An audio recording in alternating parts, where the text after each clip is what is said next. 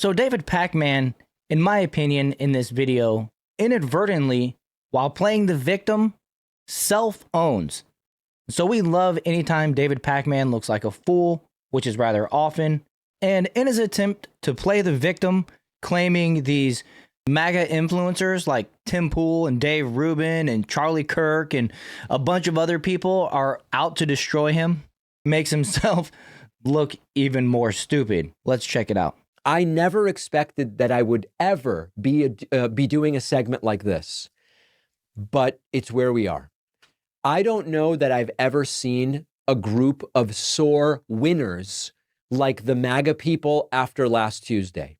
Everyone from Charlie Kirk to Dave Rubin, Tim Pool, a streamer named Asmongold are now gleefully taking pleasure in the short period of time during which we in progressive media lost some subscribers after Donald Trump's win last week. They smell blood in the water and they want to end progressive media. Don't believe me? Well, I've got the receipts here. I told you last week, right when Trump won, that we and other left-wing YouTubers lost some subscribers. We lost about 10,000. Midas Touch lost about 30,000. Brian Tyler Cohen, Jesse Dollemore, others. We were all seeing it. The loss was really rapid on Wednesday, slower on Thursday, and by Friday, slowly, we started to see gains again. As new people said, I don't like the results. I'm going to find someone, a like-minded media outlet, and they say, I like this. And so by Friday, new subscribers started to outpace the people canceling. Don't get me wrong. There's a ton of people canceling, but the new subscribers are outpacing them. Well, the MAGA influencers caught wind of this, and they are bloodthirsty, and they want to end us. They believe that now that Trump won, that now that Trump is going to go after adversarial media, now that Republicans have the Senate, that they can put us out of our misery for good and destroy independent left-wing media. They have become obsessed with this. There are hundreds of hours of videos talking about my explanation of what's going on. I'll give you some examples. Trump-supporting streamer Tim Pool did a video called David Pakman Says It's Over, Losing Subscribers and Members, Begs Leftists to Please Come Back. A video in which he laughs and says that our supporters must have been artificially supported by the platforms, and they aren't even real subscriber numbers, that there's a thumb on the scales, was the term he uses, that now is being removed because Trump won. Right-wing YouTuber Nate the Lawyer did a video called Top Leftist YouTubers Losing Massive Amount of Subs After Trump Win, Blame Mainstream Media. Well, I didn't blame mainstream media. Whether losing 10,000 out of 2.6 million is a lot, well, I don't know.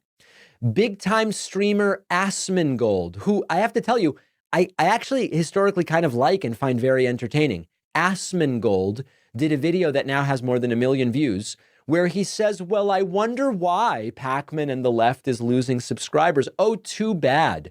I'd be glad to appear with Asmongold and talk about this.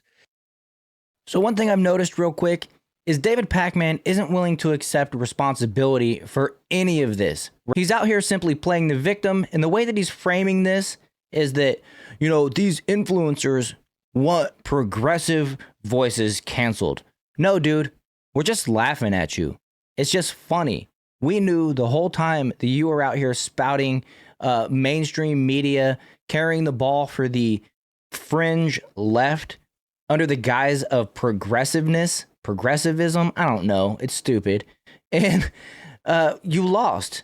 And your cope was hard. You cried over losing 10,000 subscribers. And there's no accountability from David Pac-Man's. Dave Rubin, the arbiter of ideas, posted about my report on this.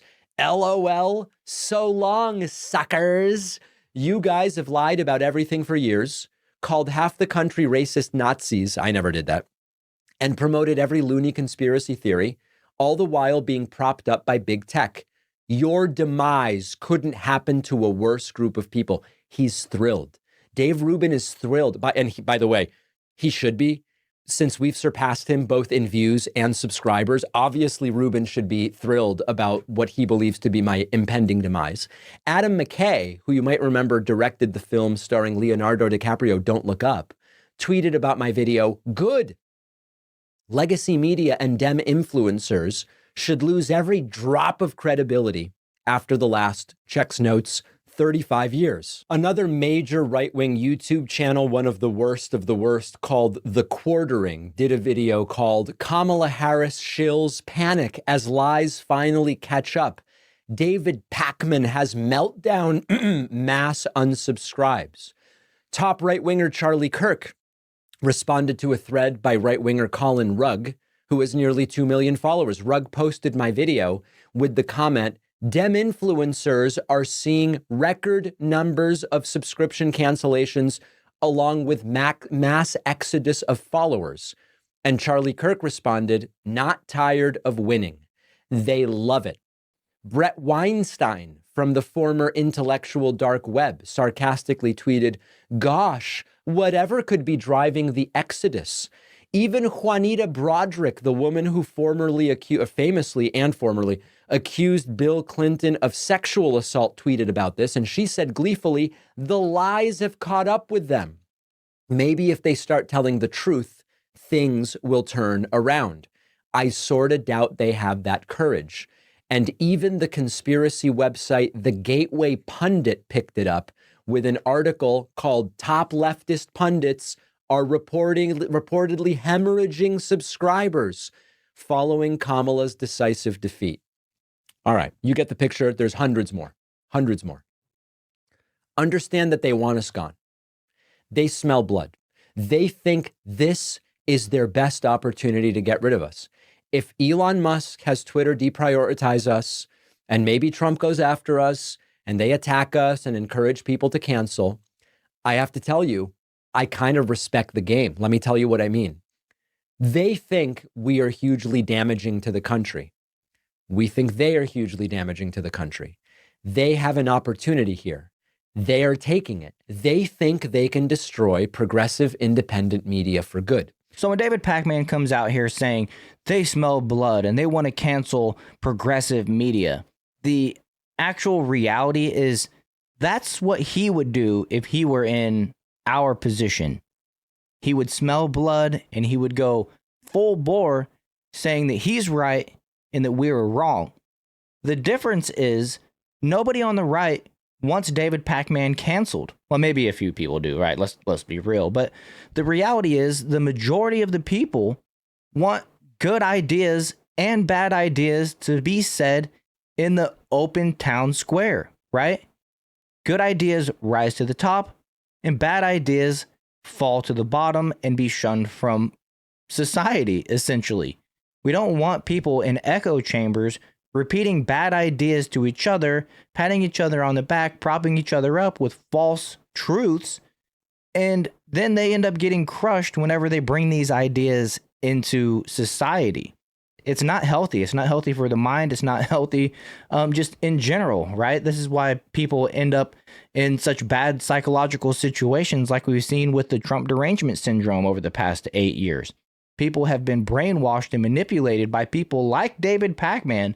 You know, he likes to point out that I never called Trump a Nazi or a Hitler, but he certainly didn't tell the people that were on his side not to, right?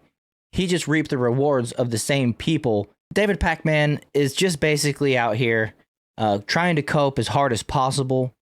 I love it. I see through it.